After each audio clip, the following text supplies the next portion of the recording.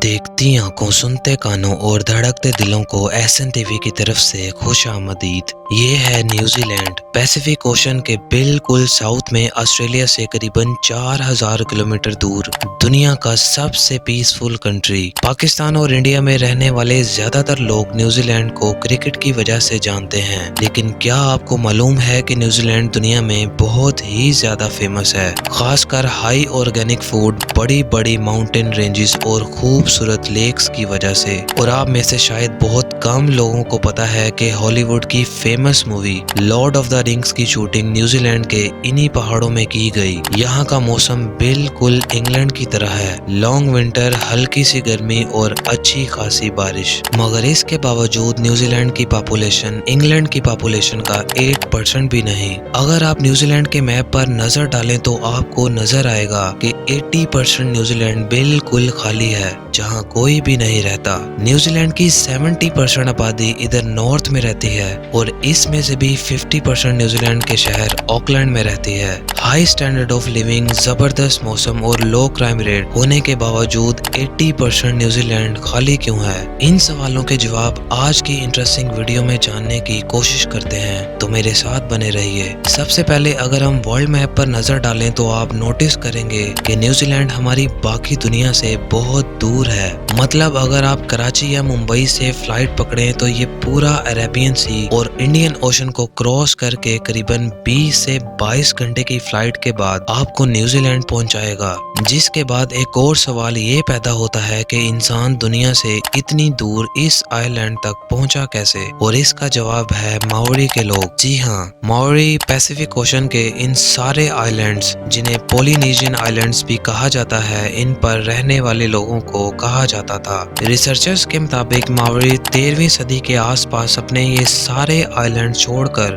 बड़ी बड़ी कश्तियों में बैठे और इधर न्यूजीलैंड आ गए। माओरी कबीले के साथ ऐसा क्या हुआ कि उन्हें अपना घर बार छोड़ना पड़ा? असल में न्यूजीलैंड को कूपे नाम के एक माओरी ने डिस्कवर किया था। कूपे एक फिशरमैन था जो अपने और अपने ट्राइब के लिए मछलियां पकड़ता था, लेकिन एक वक्त ऐसा आया कि जब भी कूपे मछलियां पकड़ने के लिए जाल लगाता तो उसकी सारी मछलियां उस एरिया में पाए जाने वाले ऑक्टोपस खा जाते और उन लोगों के हाथ कुछ भी न लगता। ये चीज कूपे और इसके लोगों के लिए काफी परेशान कुन थी, क्योंकि माओरी का मेन फूड सोर्स था ही मछलियां। इस प्रॉब्लम का सलूशन ये निकाला गया कि कूपे और इसके कुछ साथी समुद्र में जाकर किसी और आइलैंड की खोज लगाने की कोशिश करेंगे। जिसके बाद कूपे अपने साथ 25 से 30 लोगों को लेकर पैसिफिक ओशन में उतर गया। कुछ दिन समुद्र में सफर करने के बाद उन्हें एक बड़े बड़े पहाड़ों वाला आइलैंड नजर आया। ये न्यूजीलैंड था। सी फूड, भेड़ बकरियों और फलों से माला माल आइलैंड, जिस पर और कोई दूसरा इंसान नहीं रहता था। ये कूपे और उसके कबीले के लिए परफेक्ट जगह थी। कूपे ने अपने चंद साथियों को वापस पोलिनेशियन आइलैंड भेजा ताकि वो इस आइलैंड की खबर बाकी लोगों को दे, और इस तरह मावरी लोग इस आइलैंड पर आबाद होना शुरू हो गए। 17वीं सेंचुरी तक मावरी लोग इस आइलैंड पर सुकून से रहते रहे, क्योंकि दुनिया से दूर होने की वजह से ना उनकी किसी से दुश्मनी थी और ना ही किसी से कोई खतरा। मगर ये सब बहुत जल्द बर्बाद होने वाला था। जी हाँ, ये वो वक्त था जब वेस्टर्न कंट्रीज अपनी ताकत को बढ़ाने के लिए पूरी दुनिया में फैल रही थी। एक्सप्लोरर दुनिया के हर कोने में जा रहे थे ताकि वो आइलैंड्स और कॉन्टिनेंट्स को डिस्कवर करें, जिन पर कब्जा करके यूरोपियन कंट्रीज अपनी पावर को बढ़ा सकें। इस सिलसिले में एक Dutch explorer Abel Tasman Pacific Ocean के साउथ में किसी कॉन्टिनेंट की खोज में निकला। यूरोपियंस का ख्याल था कि इस हिस्से में कोई कॉन्टिनेंट जरूर होगा, और अगर ऐसा होता है तो वो यूरोपियन कंट्रीज के लिए बहुत सी कामयाबियों के दरवाजे खोल देगा। 1642 में एबल टैस्मैन ने न्यूजीलैंड को डिस्कवर किया, मगर उसने जब वहां उतरने की कोशिश की तो टैस्मैन की मावरी लोगों के साथ जबरदस्त खूनी लड़ाई हुई और मजबूरन टैस्मैन को वहां से भागना पड़ा। इसके बाद 1769 में एक ब्रिटिश ऑफिसर जेम्स कुक इस कॉन्टिनेंट को ढूंढता हुआ न्यूजीलैंड आ पहुंचा, और एक बार फिर से जेम्स कुक और मावरी लोगों में जबरदस्त زبردست لڑائی ہوئی جس میں کئی ماوریز کے چیف مارے گئے، لیکن جیمز کو بھی اپنی جان بچا کر واپس بھاگنا پڑا۔ لیکن جاتے ہوئے جیمز کوک نے اس ساری سچویشن کا ڈیٹیل میپ بنا لیا اور پھر اسی میپ کے تھرو 18 سینچری میں یورپینز اس آئلینڈ تک پہنچنا شروع ہوئے، لیکن اس بار انہوں نے ماوری لوگوں کے ساتھ بڑے سمارٹ طریقے سے ڈیل کیا۔ انہیں ٹریڈ اور پروفٹ کا لالچ دے کر برٹشرز نے ادھر اپنی نیول پورٹ بنانا شروع کی اور ٹھیک 100 سال بعد برٹشرز نے نیوزی لینڈ کا پورا کنٹرول اپنے ہاتھ میں لے لیا۔ 1840 میں برٹش اور ماوری لوگوں کے درمیان ایک ایگریمنٹ سائن ہوا جسے دا ٹریٹی آف ویتانگی بھی کہا جاتا ہے۔ اس ایگریمنٹ کے بعد نیوزی لینڈ آفیشلی یورپ اور برٹش امپائر کا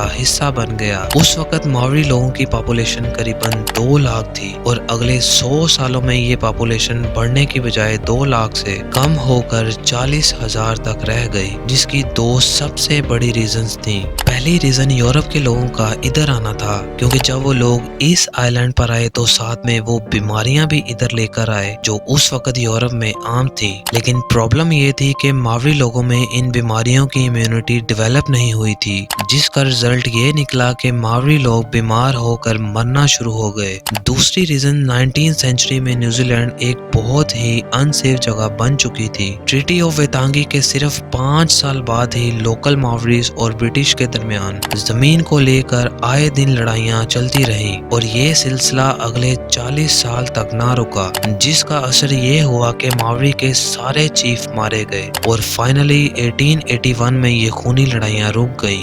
دوسری طرف برٹشرز بھی یہ بات سمجھ چکے تھے کہ یہاں کی لوکل پاپولیشن کو ساتھ لیے بغیر آگے نہیں بڑھا جا سکتا، اور اسی لیے ان وارز کے بعد برٹش گورنمنٹ نے لوکلز کو ہر پروجیکٹ میں کی اسٹیک ہولڈر بنا دیا، جس کے بعد فائنلی نیوزی لینڈ میں امن اور ڈیولپمنٹ کا سفر شروع ہوا۔ لیکن آج ان ڈیولپمنٹس اور اتنے سال گزرنے کے باوجود نیوزی لینڈ کا 80% حصہ خالی کیوں ہے اور سارے لوگ ادھر ناردرن آئلینڈ میں ہی کیوں رہتے ہیں؟ اصل میں نیوزی لینڈ کا یہ ریجن بالکل خالی اسی لیے ہے کیونکہ اس سارے ایریا پر رہنا یا کنسٹرکشن کرنا نیئرلی امپوسیبل ہے۔ نیوزی لینڈ کے اس پارٹ میں ہر طرف ماؤنٹین رینجز ہیں اور زمین اتنی انپریڈکٹیبل ہے کہ بیسک انفراسٹرکچر جیسے روڈز وغیرہ بنانا بھی آلموسٹ امپوسیبل ہے۔ پہاڑوں کے اس طرف یہ ایسٹرن سائڈ کی زمین بہت ہی خشک اور انفرٹائل ہے، جس کی وجہ سے یہاں فصل اگائی ہی نہیں جا سکتی۔ اسی وجہ سے نیوزی لینڈ کی میجورٹی پاپولیشن ادھر ناردرن آئلینڈ میں ہی رہتی ہے۔ کیا آپ جانتے ہیں کہ ورلڈ وار 2 سے پہلے نیوزی لینڈ میں نان وائٹ لوگوں کی انٹری پر بالکل پابندی تھی، جس کی وجہ سے نیوزی لینڈ کو پاپولیشن شارٹیج کا سامنا کرنا پڑا۔ اسی وجہ سے ورلڈ وار 2 کے بعد امیگریشن پالیسیز کو ریلیکس کیا گیا، جس کا سب سے زیادہ فائدہ ایشیا، اسپیشلی چائنا، فلپین اور انڈیا کے لوگوں کو ہوا، اور آج نیوزی لینڈ میں 30% پاپولیشن ایسے لوگوں کی ہے جو نیوزی لینڈ سے باہر پیدا ہوئے۔ امیگرینٹس کی میجورٹی ادھر آکلینڈ اور اس کے آس پاس کے ایریا میں رہتے ہیں۔ یہی وجہ ہے کہ آکلینڈ آج دنیا کے سب سے ایکسپینسو سٹیز میں شمار ہوتا ہے، کیونکہ یہاں لینڈ سپلائی کم ہے اور ہاؤسنگ کی ڈیمانڈ زیادہ ہے۔